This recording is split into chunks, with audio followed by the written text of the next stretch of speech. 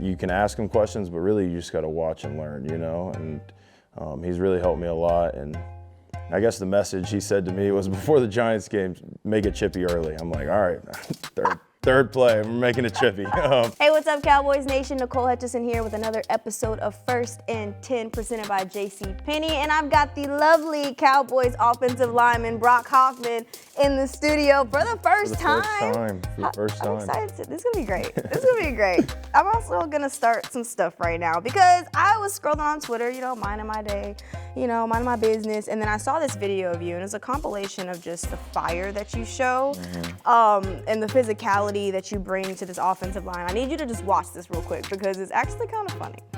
And I want to know, I have to ask the question of where the fire comes from, because since you've stepped in on for Zach Martin, and just any time that you get an opportunity on the field, you always bring that different edge to the offensive line. So where did it come from? I feel like for me, I grew up a coach's son.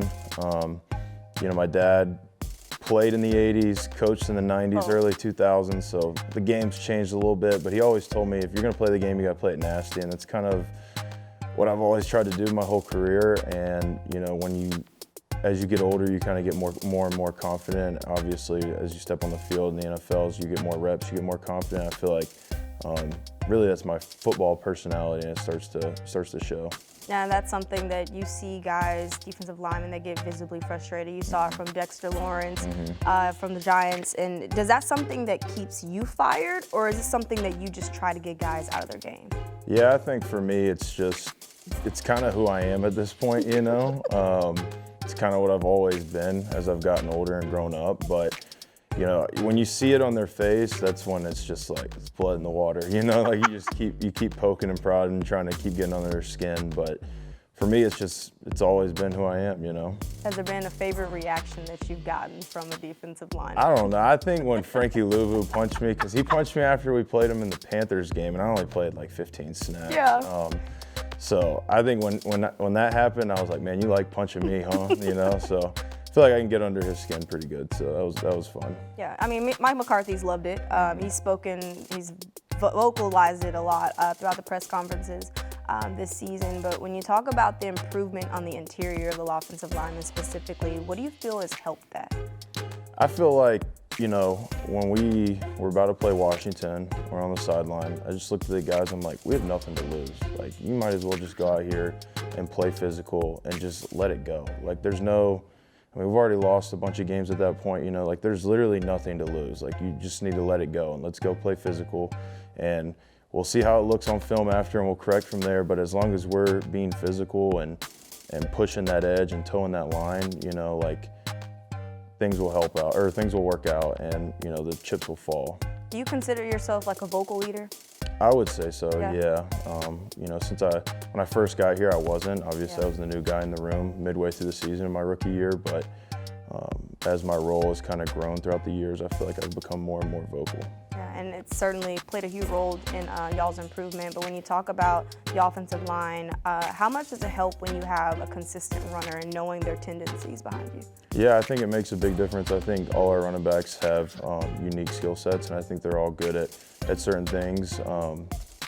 And like I said before, you know, for us, it's just about giving them a little bit of like a hole or a sliver, right, in that D line, and just giving them a crease for them to hit. And, you know, I'm super proud of where we've gone these last 2 weeks, and it's more about just keep stacking success. Now, how do you guys build off of what you guys have been able to put together the last couple of weeks, going up against the Cincinnati Bengals? Yeah, I think for us, one, it's about just keep building on what we've done in terms of physicality and finish effort, and then from there, it's just cleaning up the little details in terms of technique, because that, you know, really at the end of the day, that's what matters. But, you know, I think when you implement your technique and you bring that edge and that nastiness and that, you know, little things like pushing the pile or just giving a dude a nudge at the end of the play, I think that stuff really does help the run game as it goes. Like, you're not always gonna pop the first run for 40, right? But, you know, when it's in the fourth quarter and they're just literally annoyed of you, I think that's where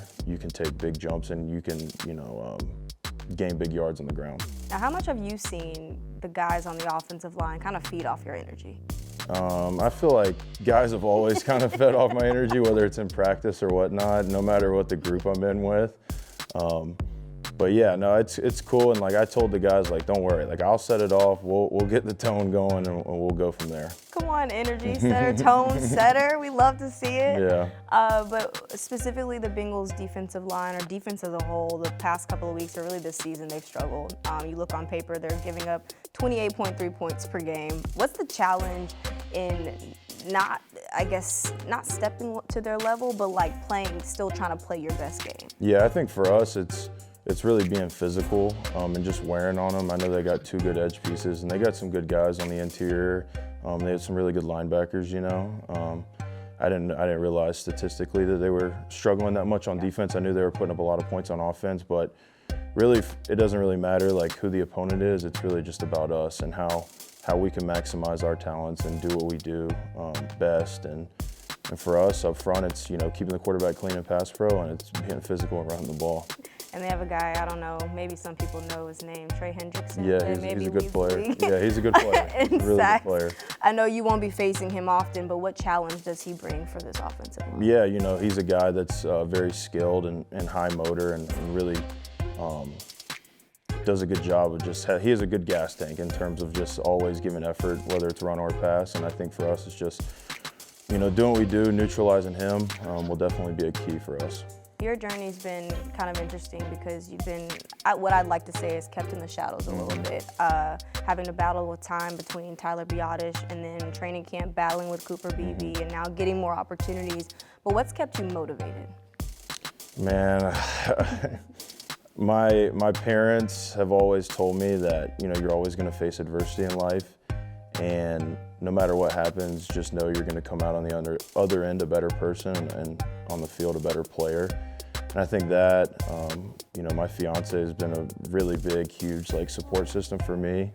Yeah, for sure.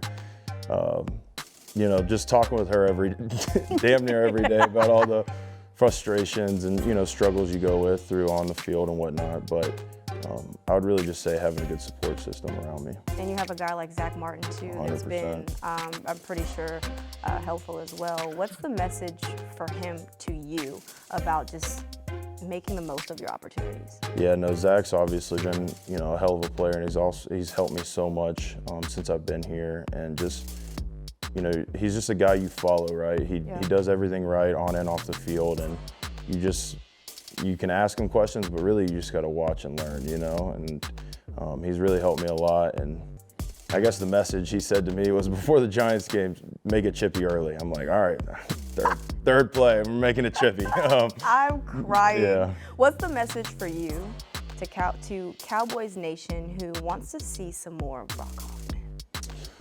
Well, if and when we see Brock Hoffman, just know there's going to be some physical ball played. That's really Straight all like it is. that. Yeah, that's it. That's it. And what does a successful season for Brock Hoffman look like for you? For me, I mean, it's really just about the team and winning games at this point. You know, I just want to, you know, win as many games as we can and kind of see where the chips fall. You know, I don't really get too caught up in like the whole playoff picture and whatnot, but I know if we, you know, win out, I'm sure we have a chance to, you know, make the playoffs. So for me, it's just about helping this team do anything I can to win games. We're going to claim it. We're going to claim a win Monday night against the Bengals. For sure, for sure. All right, well, thank you so much, Brock. I appreciate you. That is a wrap for First and 10 this week. We'll see you guys next week.